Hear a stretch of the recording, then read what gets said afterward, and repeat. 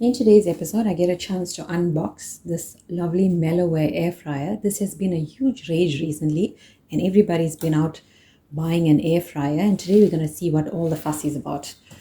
It's the one that we have now. It's a 2.6 liter capacity. It looks like it's quite big. We just hope that we're going to have space on the countertop for this.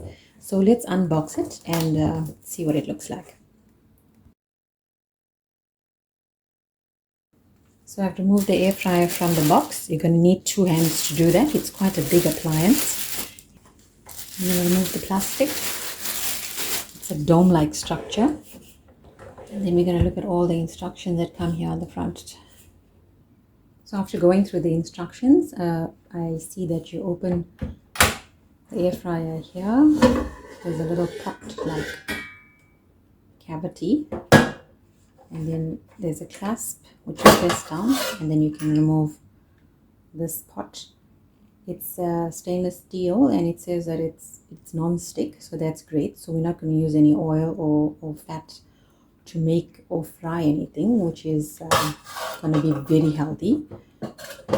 So let's just try this out and see how it works.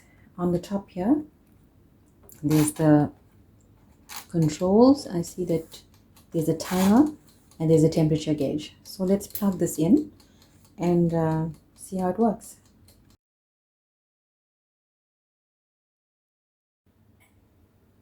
So today we're going to try out some samosas in the air fryer. I have some oil here and a pastry brush. I'm going to brush the samosas with the oil. These are frozen. They're straight out of the freezer. And then we're going to put that into the fryer basket. Let's move that. Let's put some spray and cook.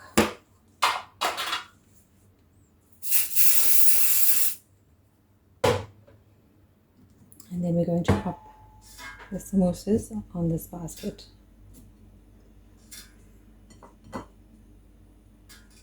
these have been brushed with oil already on either side. So it's not supposed to overlap. That's what the instructions say. And we're going to put that into that gadget.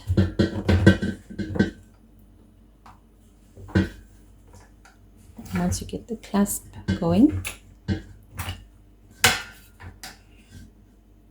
So once the basket locks, put that in there.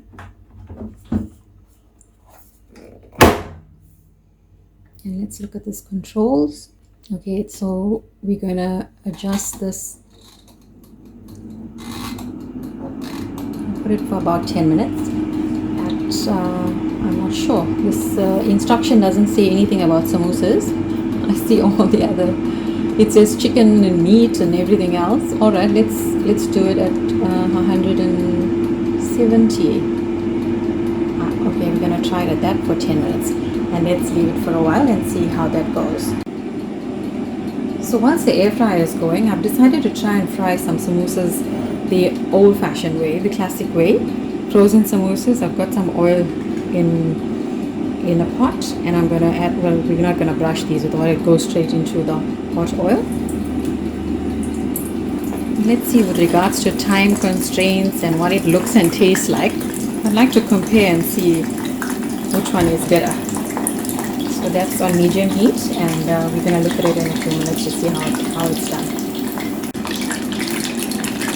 So it's been about 7 minutes. Samosas are done. It's nice and brown. So I'm going to take that off. I'm going to need a paper towel for it to drain out.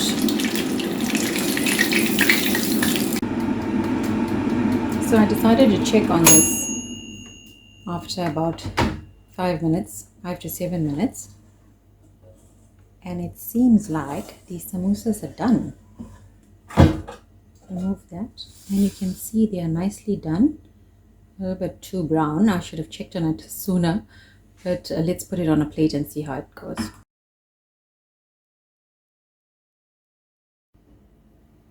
So in comparing both these batches of samosas, this one has been done in the air fryer. You can see it's so dry, it doesn't even need a paper towel like the ones that are fried in oil.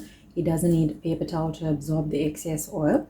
which is great. It took a shorter time than I thought it would, and I was doing something else in the meantime. Unlike when I had the samosas in oil, I had to be in the kitchen to keep an eye on it so it doesn't burn or splutter. The air fryer does have its limitations.